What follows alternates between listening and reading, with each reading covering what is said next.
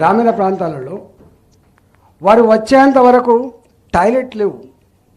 ఎందుకంటేనో మనం చెంపు పట్టుకొని బయటికి పోయినాం. పట్టణాలలో టాయిలెట్ బాధ లేకపోవచ్చు, కానీ పల్లెలలో ఇలా బయలు భూమి పోవాలంటే చెంపు పట్టుకొని పోవాలి రోడ్ల పాటు. ఎందుకంటే కంచెలు లేవు, సాటు లేదు. ఎవరైనా పిల్లలు మంచి క్లాస్లో క్లెవర్ ఉంటే వాళ్ళ ఇంటికి పోతారు, వాళ్ళ ఫ్రెండ్స్ ఎప్పుడైనా పోతే వాళ్ళ ఇంటికి పోతే వాళ్ళ గుడిసెనో వాళ్ళ రేకుల షెడ్డో వాళ్ళ ఇంట్లో టాయిలెట్ లేని దాన్ని చూసి కుంగిపోతారు ఆ పిల్లలు. ఎందుకంటే కాదు, ఎందుకంటే పిల్లలు చదువుకుంటూ లేరు, ఏదో నడిచింది.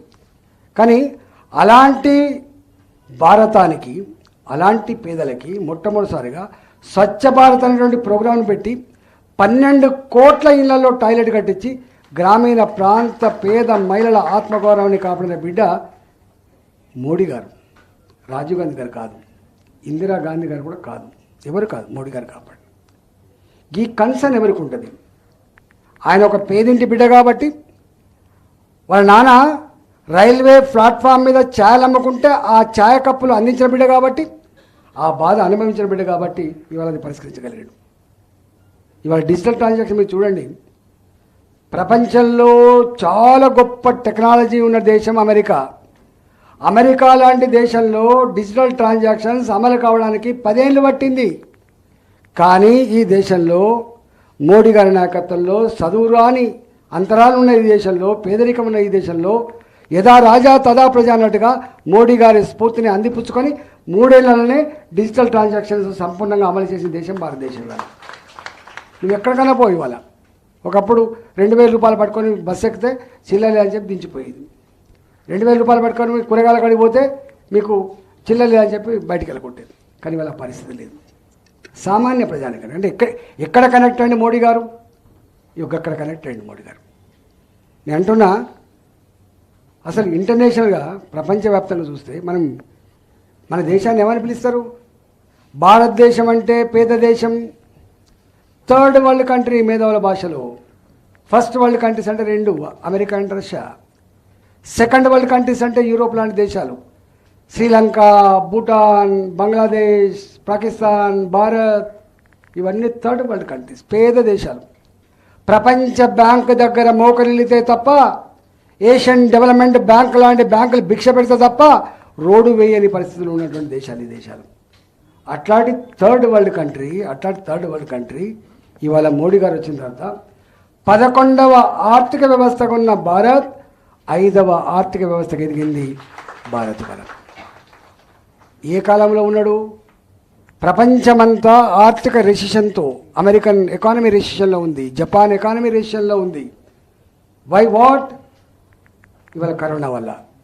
ఇక్కడ కరోనా ఉన్నప్పటికీ కూడా భారత ఆర్థిక మూలాలు గ్రామీణ ప్రాంతంతో ముడిపడి ఉంటాయి కాబట్టి, అగ్రేరియన్ ఎకానమీ కాబట్టి ఇవాళ కాన్స్టాంట్గా అంత ఇంత గ్రోత్ను మూటగట్టుకొని ఇవాళ 5వ ఆర్థిక వ్యవస్థకు ఎదిగింది. రేపు ఏమంటున్నారు మోడీ గారు? నాకు మీరు అధికారం కట్టబెట్టేది, నాకు 5 ఏళ్ళు ప్రధానమంత్రి చేసినా, 10 ఏళ్ళు చేసినా, 15 ఏళ్ళు చేసినా పరకపడలేదు. నాకు మళ్ళీ మీరు ఆశీర్వదిస్తే ఈ దేశ సేవకుడిగా 3వ అతిపెద్ద ఆర్థిక వ్యవస్థ తీర్చిదిద్దడమే నా ఎజెండా అని చెప్పి ప్రకటించిండు మోడీ గారు. దానికోసం అడుగుతున్నాడు మోడీ గారు. సోక్ కోసమో, ఆర్బాట కోసమో, డాపు దర్పం కోసం అడుగుతుంది మోడీ గారు. ఒకప్పుడు నాది ఇంపోర్టెడ్ సెల్ ఫోన్, నాది ఇంపోర్టెడ్ టీవీ, నాది ఇంపోర్టెడ్ కార్, మనం గర్వపడేది. కానీ దాని వెనుక మనం ఎంత సంపద కోల్పోయినా తెలియదు మనకు.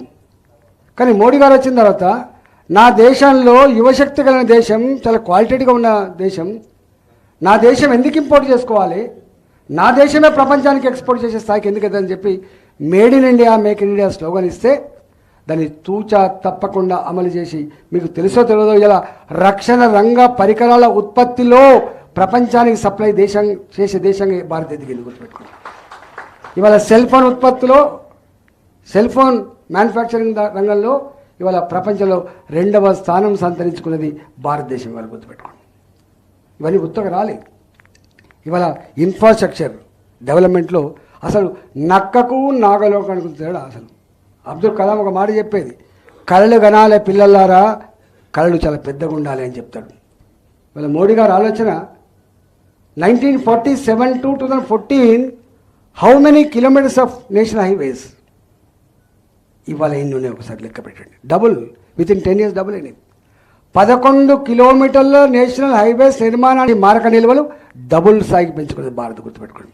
మొన్న ఒక ఆయన ఆర్టికల్ రాసిండు, ప్రపంచంలో ఏ దేశానికైనా అవసరం పడితే ఆదుకోగలిగే శక్తి భారత్కు ఉంది తప్ప భారత్కి ఏదైనా అవసరం పడితే ఆదుకునే శక్తి ఏ దేశంలో అని చెప్పింది.